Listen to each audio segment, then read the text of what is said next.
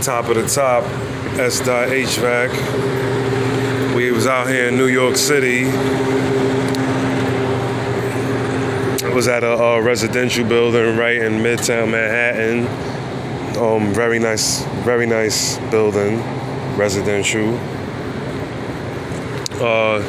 Each floor got 2 units. You got a north side and a south side. Obviously, none of the condensers are labeled. There's a couple up there too. Not there on this roof. But don't you just love that, guys, when nothing is labeled? So I investigated a little bit. If you look very closely, you can see some of them have the destination on them. You can't really see it, but some of them do got the destination on them. Like, I know you guys can't see this at all. It's completely scratched out. Like, this says 4 north, like for the 4th floor on the north side. That's the 3rd floor on the south side. I was looking for the 3rd floor on the north side. So I kind of narrowed it down to, we're going to have all the north sides on this row, it seems like.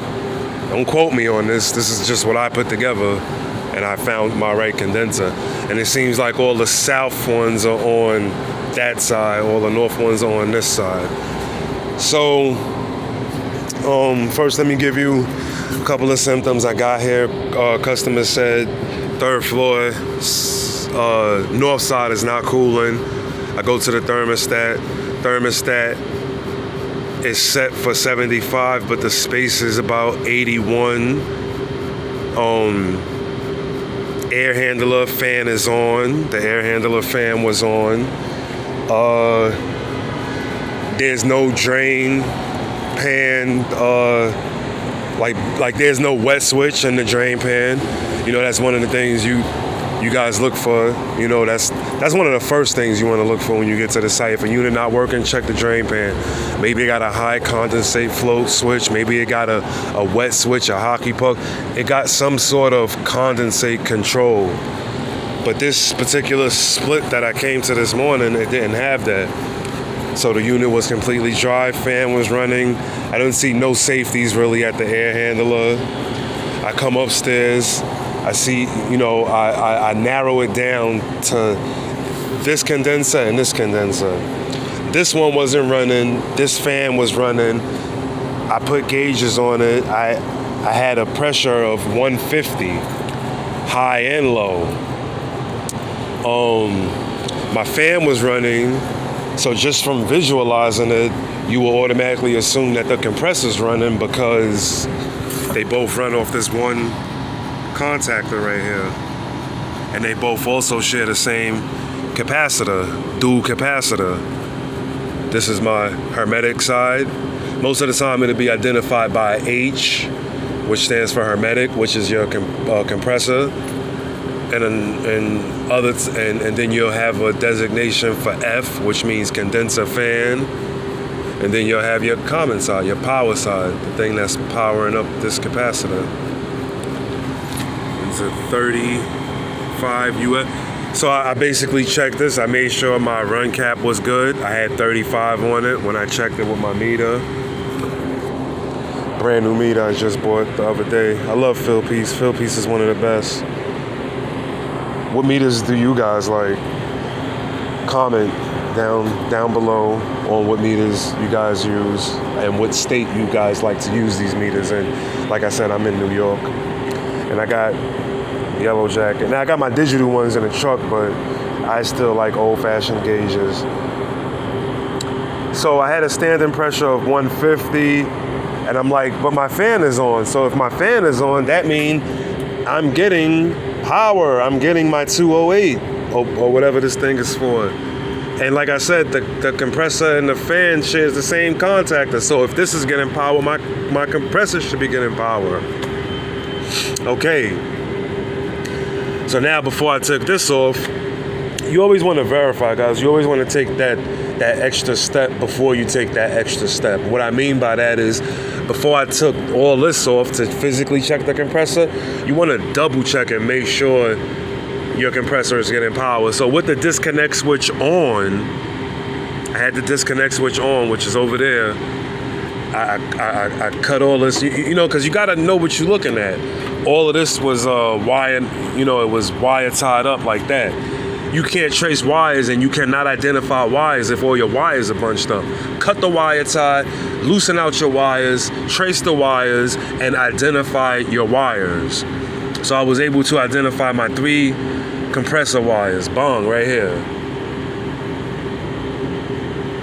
3 compressor wires. Tested them. I got, the way I tested it, first I tested it from each to each.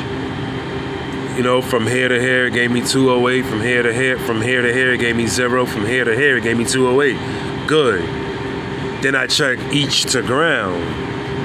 From 1 lead on my ground, I go here, 120. 1 lead on my ground, I go here, 120. 1 lead on my ground, I go here, 120. So that lets me know this compressor is getting full power.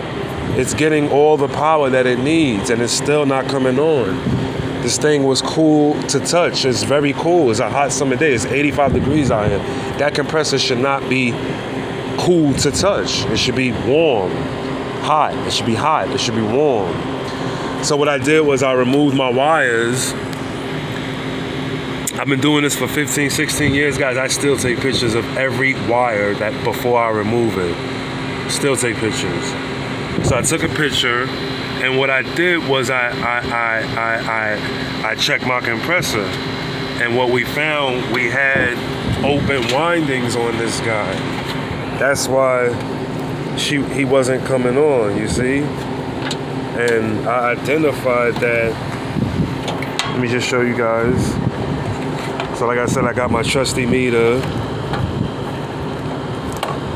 Got the trusty meter here. You see, I put it on continuity. Quick test. Put the 2 leads together.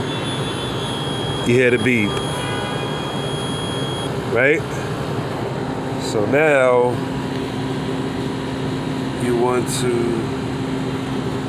go 1 here, 1 here.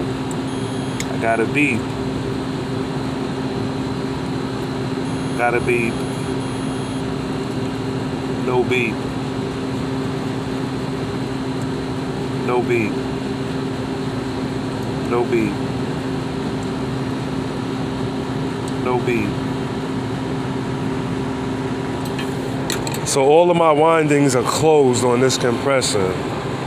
You keep watching my videos, we're gonna go into depth about the inside of a compressor and why those open windings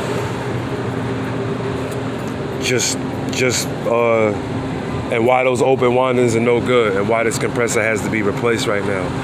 So subscribe to my channel and let's explore this HVAC life. Let's get into it. I'm going to be posting more videos and we're going to get into it. New York City, baby. S.HVAC. We out here. Subscribe and like.